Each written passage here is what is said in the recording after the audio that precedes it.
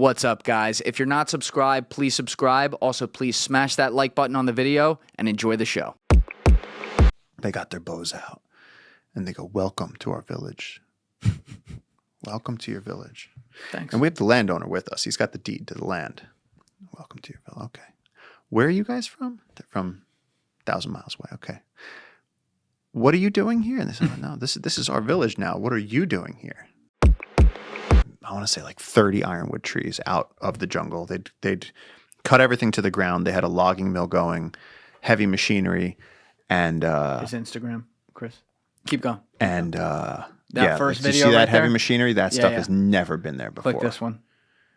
Like that. People don't realize that's a new road. Look at it. It's barely even like flat. Yeah. The trees were cut. The land was burned, and now they're smashing it out with that thing. And then people are going to come in with chainsaws, and they're going to do worse. And so we went up there, and again, for people that are listening for the first time, Jungle Keepers, we work with Peruvian indigenous conservationists. It's totally Peruvian-led, and Peru has some of the most important part of the Western Amazon. And so we go out there, and we talk to these guys, and we actually said, so what are you doing? Why, is there any way that you will stop murdering this forest? And they actually said, you know what? They said timber prices have been dropping and we cut all these trees and we really don't want to do this. And they were totally open to the idea of stopping. And actually, Jungle Keepers is taking over the operation. We just added 2,000 new acres to the reserve. Like, this is the thing. Instead of treating these people like enemies, instead of looking at loggers and being like, they are evil, we go have a beer with them. Yeah. And then we make friends with them. Change hearts and minds. Yep. And then we find out that they're not making that much money and that it's really dangerous logging and that we could pay them more to be a ranger. And so we build a ranger program. And then we tell people all over the world. I come on podcasts. People find out about Jungle Keepers, and we're protecting 50,000 acres of the rainforest. And we need to be protecting 300,000 acres. That's what I'm saying. We need to add another 0 to that. Yeah. Because the rainforest is like roughly 27 out of 31 times the size of America. Something like that. It's like it's damn near the size of the U.S. continent. It's mainland continent. mostly the size of the continental U.S., yeah. So how many square miles is it? I forget off the top of my head, Chris. How many square miles is the Amazon rainforest? The estimate is 400 billion trees. I know that. 400 billion. All right, yeah. 2.7 million square miles.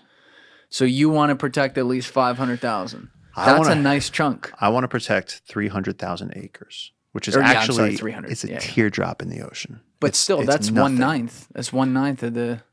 Or wait, no. You said 300,000 acres. 300,000 acres. I was thinking miles. No, sorry. No, much smaller. It's one river. We're trying to. I'm a big believer in pick one problem, solve it. Yes. Then move on to the next problem. And so my entire career from age 17 until 36 has been protect this river. That's it. And so the last year, the Madre de Dios. The Las Piedras River that runs through the Madre de Dios, yeah.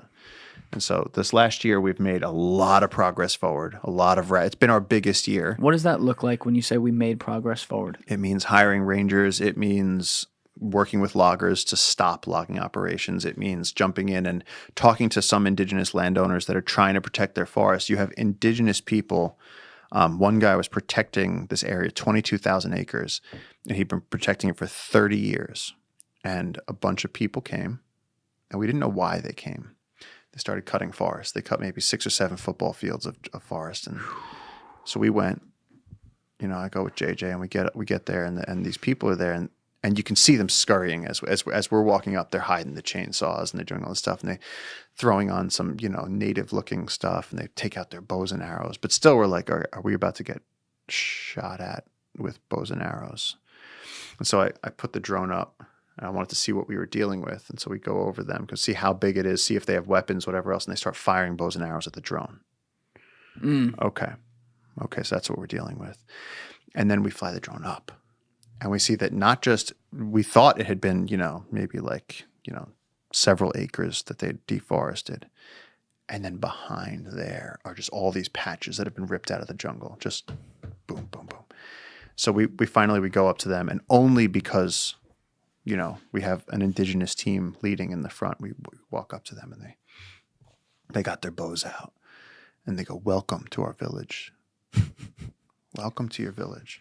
Thanks. And we have the landowner with us. He's got the deed to the land. Welcome to your village. Okay. Where are you guys from? They're from 1,000 miles away. Okay. What are you doing here? And they said, no, this is our village now. What are you doing here? Okay. So we had to come in and support that local landowner what happens is that it's the narco traffickers. The narco traffickers realize that if they take poor people, because when we said the math didn't add up. It's kind of like Wait, are you talking not Mexican narco track? No, the Peruvian ones. Okay. We were right on the Peruvian, Bolivian, and Brazilian border, so we're on 3 frontiers. And what wasn't adding up was, why are these people coming out into the jungle and cutting down forests? Now think about it. Hold on. So let's just say it takes $700 worth of gasoline to get from town that deep out into the jungle, and then it takes $1,500 to buy a chainsaw, and it takes this, and all of a sudden you're up at thousands and thousands of dollars, and you're looking at these people, and they're living in a grass hut, and you're like, why are they? The narco traffickers realize that if they have outposts deep in the jungle with people that support them, it's much easier to move contraband and find safe houses. So what they do is they start establishing these networks, and then it's double secured under, oh, well, they're just loggers. There's lots of illegal loggers. Why are you going to go after them? And it's like, And so we realized what this was. We spoke to the Peruvian police, and then they were able to help the situation. But you literally have indigenous people fighting to protect their land, and no one's out there to help them because you're past the point of law enforcement. You're so far out in the jungle once it gets, that it's just whatever happens. It's just no country for old men. Whatever happens next happens next. There's no help coming. Like, how far into the jungle, for example, is your research station? It used to take us, you would leave from town and go by boat, and you'd have to travel. You'd have to leave at 5 in the morning, and then around 6 o'clock at night, you'd have to stop all day on the boat, sleep on a beach on the side of the river in the jungle, and then go same thing the next day. 2 whole days by boat, going upriver just to reach this research station. That's how deep in the jungle it was.